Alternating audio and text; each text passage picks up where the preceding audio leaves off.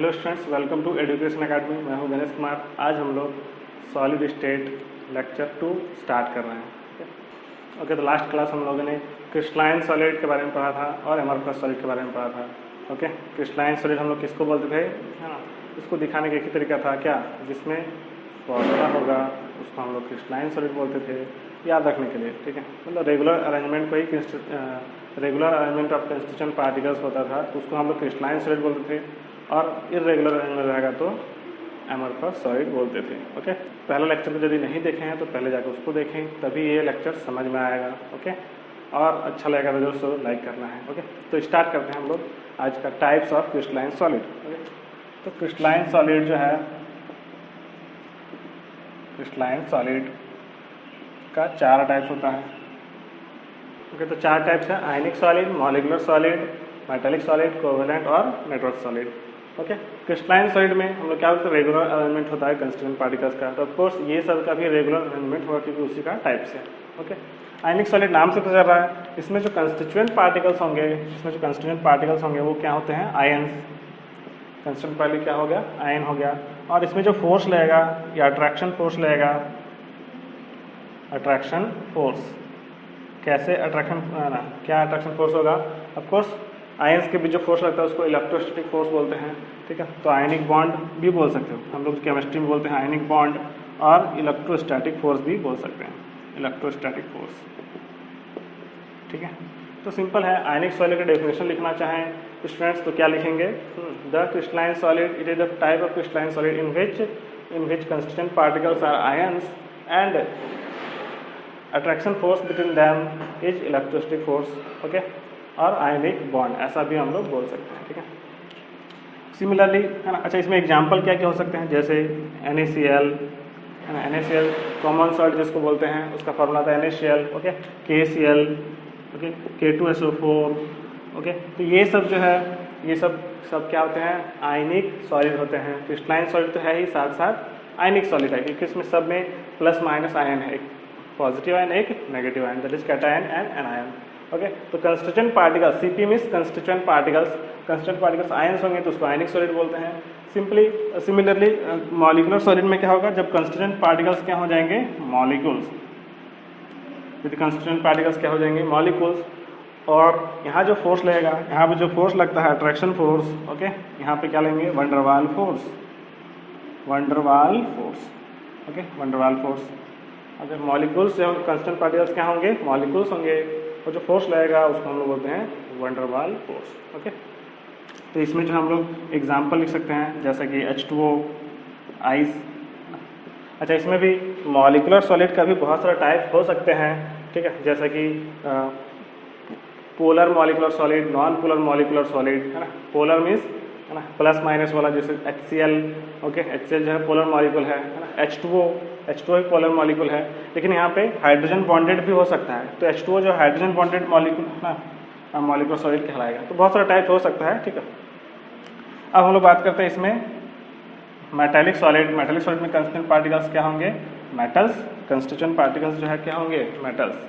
Okay, constituent particles metals है, और इसके बीच जो बॉन्ड बना रहेगा कौन सा बॉन्ड होगा, मेटालिक बॉन्ड। ओके, इसमें एग्जांपल जितने भी मेटल्स है, ऑल मेटल्स है ना, ऑल मेटल्स एंड एलॉयज। ठीक है, मेटल्स एंड एलॉय, जितने भी मेटल्स एलॉय है सब मेटालिक सॉलिड कहलाते हैं। ठीक है, जैसे कि आयरन, कोबाल्ट, निकेल, है ना, सोडियम, मैग्नीशियम। ठीक है, ओके, कॉपर, कुछ भी, ये सब क्या है, मेटालिक सॉलिड का एग्जांपल है। ओके, और बच गया क्या, कोवेलेंट और नेटवर्क सॉलिड। कोवेलेंट और नेटवर्क सॉलिड में कंस्टिट्यूएंट पार्टिकल्स क्या होंगे, कंस्टिट्यूएंट पार्टिकल्स होंगे एटम्स। कंस्टिट्यूएंट पार्टिकल्स कौन होंगे, एटम्स, और इसके बीच जो फोर्स लगेगा, है ना, ऑफकोर्स यहाँ पे कोवेलेंट बोला है तो कोवेलेंट बॉन्ड बनेगा, कोवेलेंट बॉन्ड बनेगा। ठीक है, एग्जांपल में बोल सकते हैं डायमंड का फॉर्मूला आता है C, है ना। हम लोग जानते हैं डायमंड का स्ट्रक्चर ऐसा होता है टेट्राहेड्रल शेप का।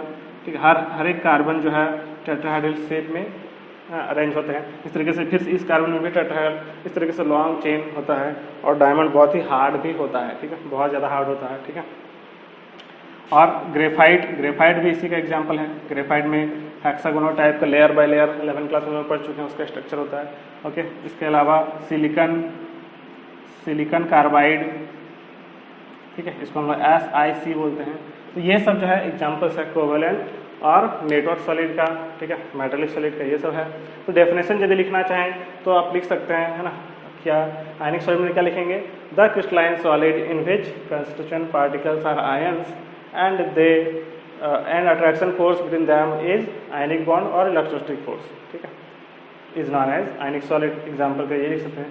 सिमिलरली मॉलिकुलर सॉलिड में क्या लिखेंगे, है ना, the crystalline solid in which constituent particles are molecules and attraction force between them is van der Waals force. Example लिख सकते हैं H2O, ओके, H2O हो गया, सॉलिड CO2, ठीक है, इसको हम लोग ड्राई आइस बोलते हैं, ओके। इस तरीके से मान लीजिए यहाँ पे आर्गन लिखा रहेगा, तो आर्गन भी जो है यहाँ पे आर्गन यदि सॉलिड फॉर्म में है तो उसको भी हम लोग मॉलिकुलर सॉलिड बोलेंगे, ठीक है। और मेटेलिक सॉलिड में डेफिनेशन क्या लिखेंगे, the crystalline solid in which constituent particles are metals and attraction force between them is metallic bond, okay, metallic bond, okay. Example में लिखते ऑल मेटल्स, है, जैसे कि यहाँ पे एग्जाम्पल दिखा हुआ है। कोवेलेंट और नेटवर्क सॉलिड में डेफिनेशन लिखना चाहेंगे तो क्या लिखेंगे, the crystalline solid in which constituent particles are atoms and the attraction force between them is covalent bond, okay. इस तरीके से हम लोग डेफिनेशन लिख सकते हैं, यहाँ पे एग्जाम्पल भी लिख सकते हैं। तो इस तरीके से हम लोग types of solid crystalline solid हम लोग पढ़ रहे हैं, ओके। तो यहाँ पे एक क्वेश्चन देखते हैं, यहाँ पे क्या हो रहा है, classify the following solids in different categories based on nature of intermolecular forces operating in them, okay.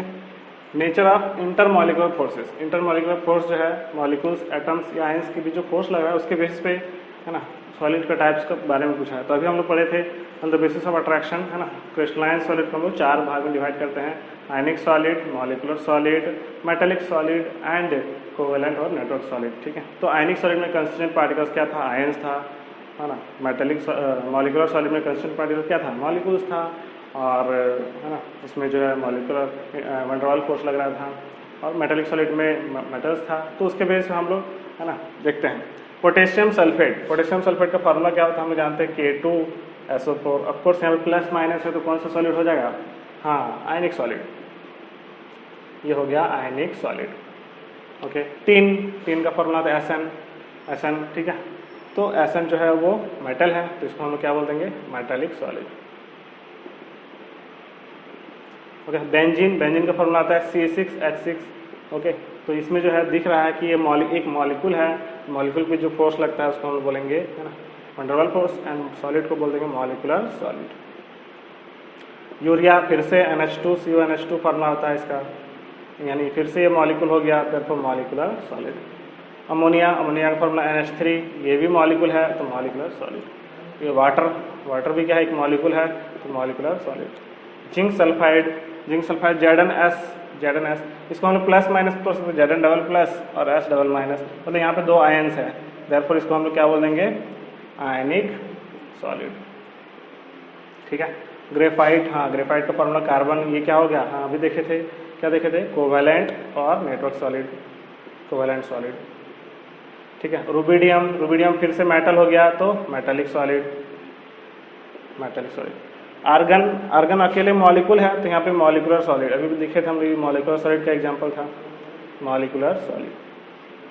Silicon carbide, अभी देखे थे सिलिकॉन कार्बाइड को SiC दिखाते थे, और ये क्या था, कोवेलेंट सॉलिड या नेटवर्क सॉलिड, ठीक है। इस तरीके से हम लोग क्वेश्चन किए, ओके। तो नेक्स्ट क्वेश्चन हम लोग देखते हैं, यहाँ पे बोल रहा है solid A is very hard electrical insulator in solid as well as in molten state and melts at extremely high temperature, what type of solid is it, okay. एक सॉलिड है जो बहुत हार्ड है, हार्ड इलेक्ट्रिकल इंसुलेटर, हार्ड भी है और electrical insulator है, मतलब उससे करंट पास नहीं होता है, in solid as well as molten state, solid में भी और मॉल्टन स्टेट पे भी, ओके। And melts at extremely high temperature, high temperature पे मेल्ट हो जाता है, ठीक है, मतलब कम टेम्परेचर पे मेल्ट नहीं होगा, ठीक है।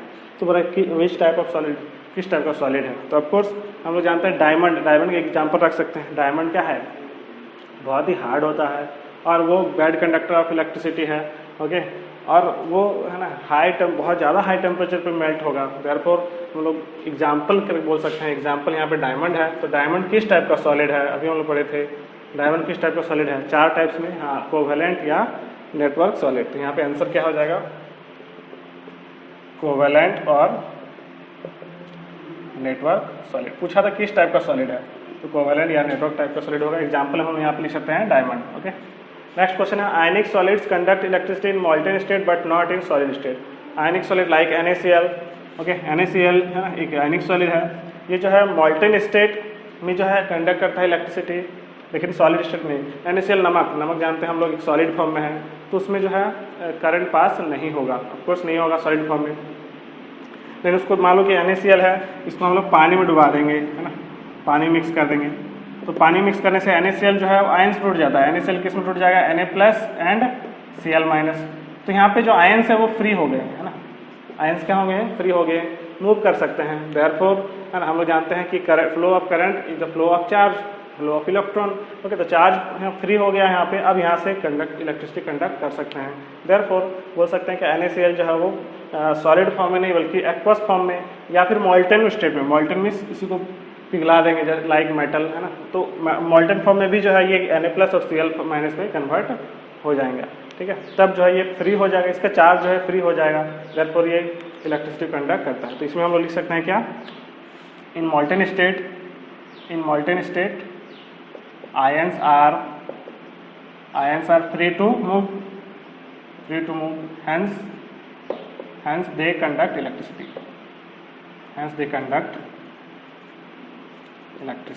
ठीक है, ये ध्यान रखना है कि मॉल्टेन स्टेट या एक्वस सॉल्यूशन भी बोल सकते हो, दोनों में ही आयंस क्या होते हैं, फ्री हो जाते हैं, और आयंस फ्री हो जाएंगे तो कंडक्ट इलेक्ट्रिसिटी, क्योंकि सॉलिड फॉर्म में तो स्ट्रांगली अट्रैक्टेड रहते हैं ना, तो बहुत ज़्यादा सामने सामने होने की वजह से आयंस फ्री नहीं होते हैं। ओके, अब बात करते हैं next question, what type of solids are electrical conductors malleable and ductile. कौन सा सॉलिड जो है वो कंडक्टर, इलेक्ट्रिकल कंडक्टर है, मलिएबल है एंड डक्टाइल है। हम लोग जानते हैं डक्टाइल और मलिएबल ये सब, और जनरली कंडक्टर्स जो मेटल होते हैं, है ना, तो ये कौन सा सॉलिड हो जाएगा, ऑफकोर्स मेटालिक सॉलिड। तो आंसर में यहाँ पे क्या हो जाएगा, मेटालिक सॉलिड। ओके, तो अच्छा लग रहा है तो लाइक करें, है ना, और आज के लिए इतना ही, सो थैंक यू।